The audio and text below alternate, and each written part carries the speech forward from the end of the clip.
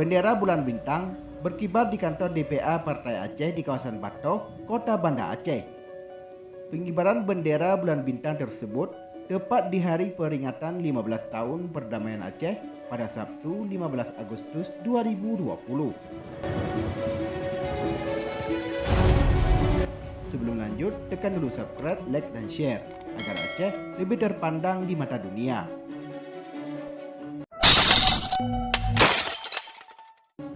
Berkibarnya bendera bulan bintang berdampingan dengan bendera merah putih dan bendera Partai Aceh. Bahkan sejumlah simpatisan Partai Aceh melakukan suah foto bersama di depan bendera bulan bintang itu.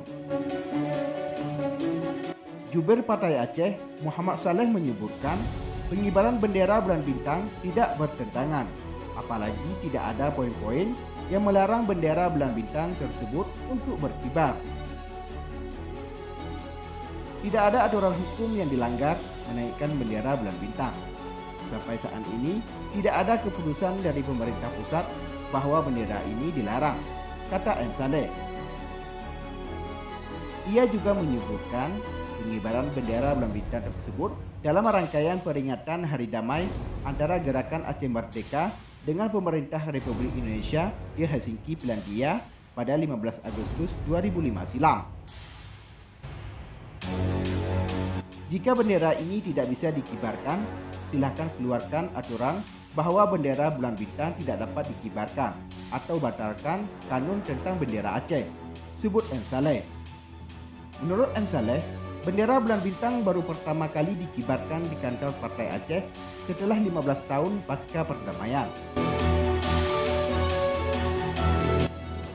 Sementara Ketua Partai Aceh Nagara Raya, Samsuar alias Wan Malaya menyebutkan bendera bulan bintang merupakan bendera kebanggaan masyarakat Aceh, di mana bendera tersebut telah disahkan dalam kanun. Saat ini kita bukan bicara untuk merdeka, tapi hari ini bagaimana poin-poin yang tertuang dalam MOU Helsinki melalui Undang-Undang Pemerintah Aceh dapat direalisasikan, salah satunya menggunakan simbol-simbol wilayah termasuk bendera, lambang, dan himne, sebut Wan Malaya. Selang 2 jam berkibar, bendera bulan bintang tersebut terpaksa diturunkan oleh petugas kepolisian setempat.